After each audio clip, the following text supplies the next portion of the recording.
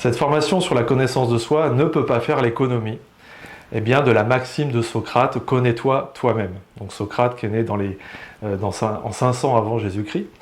Et « Connais-toi toi-même » est une célèbre inscription gravée sur le fronton du temple de Delphes, où l'on pouvait entendre le célèbre oracle d'Apollon par l'intermédiaire de la Pythie. Le « Connais-toi toi-même » a été repris et commandé par de nombreux philosophes et de nombreuses philosophies de l'Antiquité grecque, notamment Socrate, à travers l'œuvre de Platon, puis tout au long de l'histoire de la philosophie. Et donc le « Connais-toi toi-même » est une invitation à l'introspection.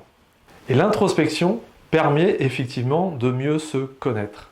Et une autre formule, d'origine incertaine, certes, s'est progressivement imposée dans le temps. C'est la fameuse formule « Connais-toi toi-même et tu connaîtras l'univers et les dieux ». Alors cette version longue affirme non seulement que l'introspection peut mener à la connaissance de soi, mais également peut mener à des connaissances de choses supérieures. Et cela nous invite à nous poser deux autres questions. Ces deux autres questions, c'est « Que suis-je » et « Qui suis-je » Et enfin, une autre affirmation, cela nous invite à une dernière injonction, sous forme d'affirmation qui est « Deviens ce que tu es ». La formule « Connais-toi toi-même » soulève l'importance de l'introspection dans la quête de la vérité, dans la quête de la connaissance de soi-même. Elle sous-entend que rien ne peut être connu si l'on ne se connaît pas d'abord soi-même.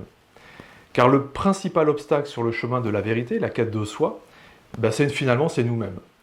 Souvent nos perceptions sont imparfaites, nos idées sont connotées, sont souvent conditionnées par notre éducation, et nos raisonnements également sont conditionnés. Et donc nous ne voyons le monde finalement qu'à travers des filtres, des prismes de notre individualité et des voiles qui obscurcissent notre vision de la réalité et des voiles qui nous empêchent de voir la réalité. C'est donc ce prisme déformant qu'il va falloir disséquer, qu'il va falloir soulever pour apprendre à mieux se connaître et analyser pour tenter d'accéder à une vision, j'ai envie de dire, plus pure des choses et de notre vérité. Voilà, donc c'est une invitation, la connaissance de soi, finalement, à un travail de dévoilement. Cette introspection nous amène également à nous poser une autre question fondamentale, c'est la fameuse question « Qui suis-je » Et cette même question nous amène à d'autres questions du type qu'est-ce qui fonde mon être et ma personnalité? Quel est le poids de mes instincts, de mon éducation et de ma culture sur ma manière de penser? Qu'est-ce qui, en moi, relève de l'envie, des habitudes, de la morale ou de la raison? Suis-je vraiment maître de mon mental et de mes pensées? Qu'est-ce qui fait de moi un être humain, différent ou identique aux autres?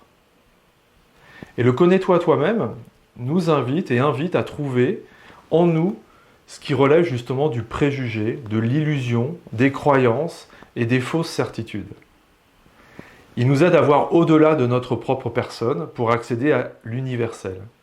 Et cette plongée en soi n'est pas un égoïsme, mais bien une ouverture au monde et aux autres. Et comme le disaient souvent des proches, l'ouverture d'esprit n'est pas une fracture du crâne.